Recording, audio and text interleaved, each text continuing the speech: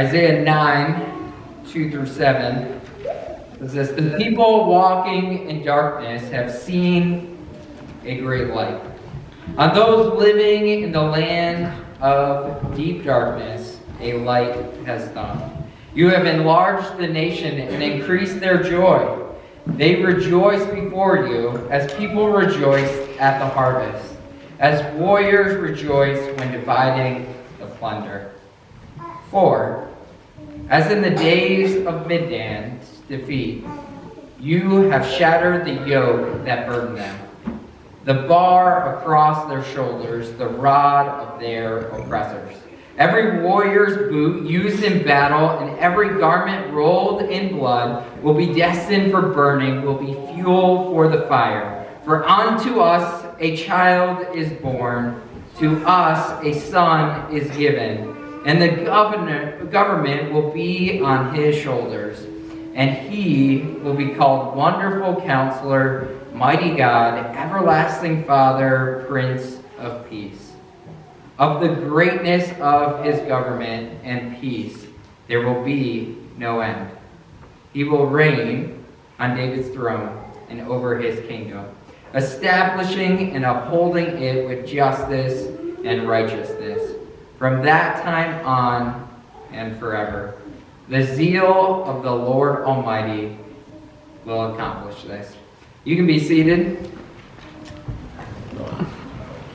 Today, I'm going to share a message, and honestly, when I think through this passage, I love that it says the people walking in darkness have seen a great light.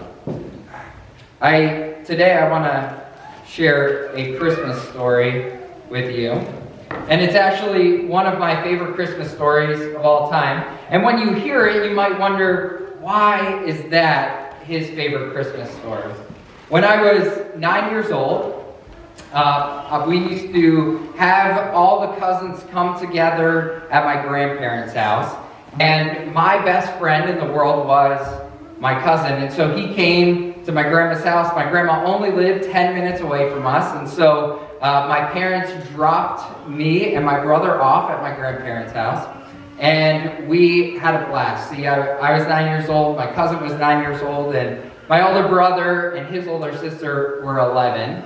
And of course, like any good older siblings, we decide to have a snowball fight, and they say, hey, older kids versus younger kids, right? So very fair snowball fight. And we are, of course, having fun, having a blast, throwing snowballs. And my cousin, who is 9 years old, he gets hit in the face with a snowball that is full of ice. And so you can imagine what it feels like to get hit in the face with a snowball full of ice. He goes crying inside.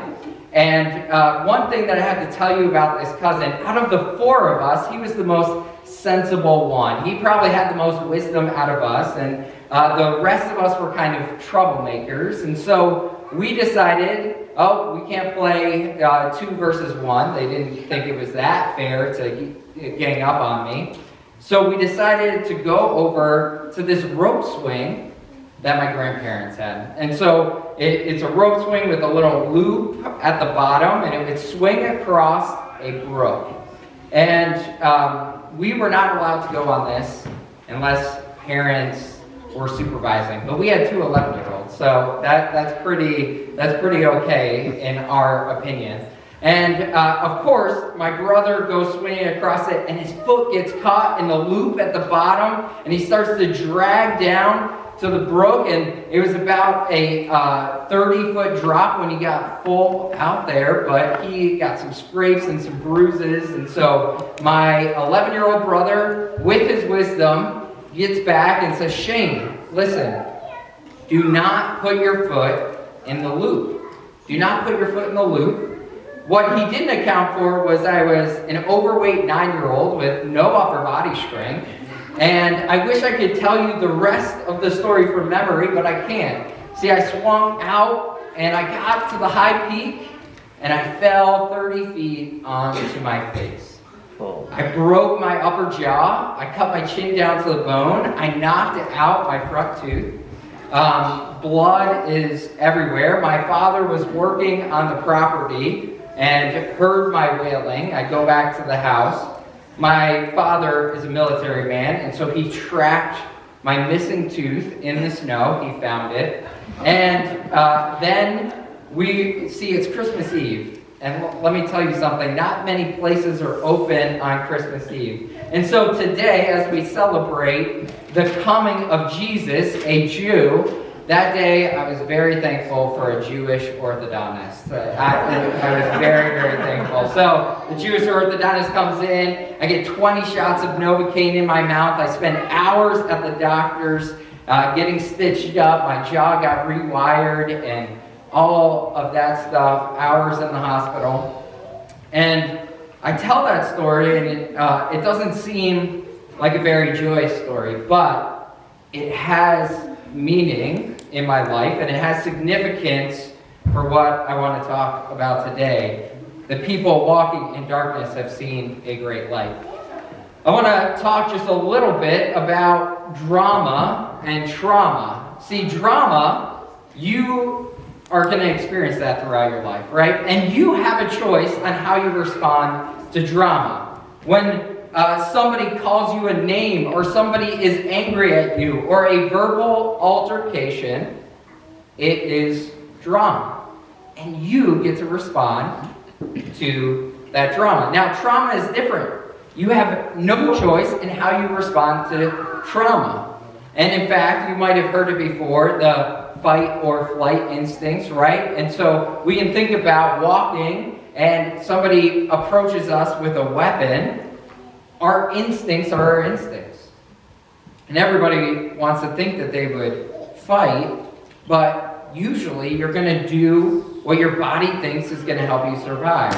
So you might hit the person if you were going to do fight, or you might run away if you were going to do flight. There's also many other ones, but you can see in my story, trauma. I froze. See, that's another instinct that we have, and I just kind of stood there and said, I need somebody to help me. And we can ask the question, and I think we've all asked this question, why do bad things happen? Another way of putting this is, why do bad things happen to good people?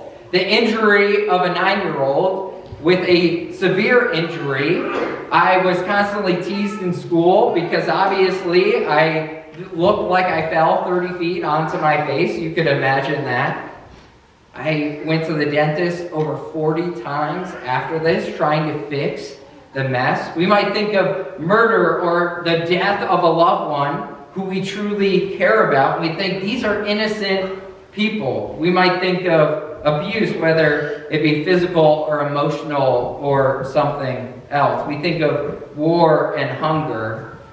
All these people respond in the trauma. They are responding after the deep and darkness that is happening in this world. So we ask the question again, why do these bad things happen? Well, I know it's Christmas, but I'm going to draw us back to Genesis 3, 1 through 4, and it explains why bad things happen. Genesis 3, 1 through 4 says, Now the serpent was more crafty than any of the wild animals the Lord had made. He said to the woman, Did God really say you must not eat the apple from any tree in the garden? The woman said to the serpent, We may eat from the tree in the garden, but God did say, You must not eat from the tree that is in the middle of the garden, and you must not touch it, or you will die. You will certainly not die, the serpent said to the woman, for God knows that when you eat from it, your eyes will be open, and you will be like God, knowing good and evil. So we might know the end of this story, right? The Adam and Eve, they eat the fruit, and God puts a curse on them. Now, the thing is, when we think of curse, we might think of Harry Potter or witchcraft or voodoo, but that's not really what a curse is. A curse is the removal of God's blessing. Wherever God's blessing is removed, a curse is put into place. And now God had blessed the earth and blessed Adam and Eve, and now that blessing was removed because of their disobedience. What was once blessed is now missing that blessing. And this is the cause of the bad. This is the result of sin. We call this the problem of evil in philosophy. And honestly, Christianity, I will say, has the best answer to this. Because what we find in Christianity is there is a healer that enters into the brokenness. We live in a broken world. Sin always causes brokenness. I like to think of sin as sewage. It poisons and it infects whatever it touches.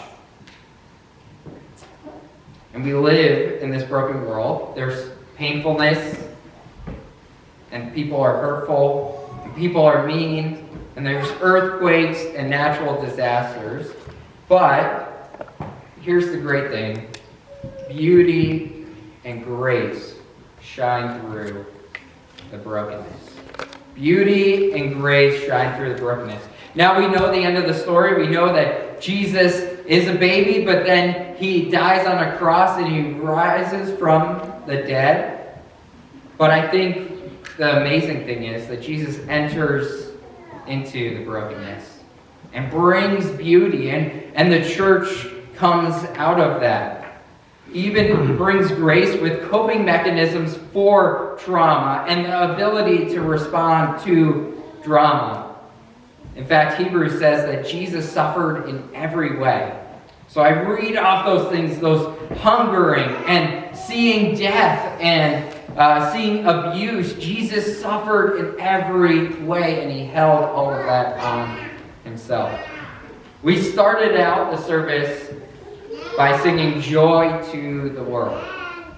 And I think that song can be summed up by saying, he comes to make his blessing flow as far as the curse is found. So this Christmas, I'm actually advocating a weird thing. I advocate we look back to the curse, because when we know the depth of the curse and the depth of the darkness, the blessing can shine through. The people walking in darkness have seen a great light. That is Jesus. Jesus is the great light. You only know the beauty of light when you're actually in complete darkness. If you've actually stood in complete darkness, you've wondered like, oh, I just need some light. And that is Jesus. So let's look towards the curse so that the blessing can be even greater.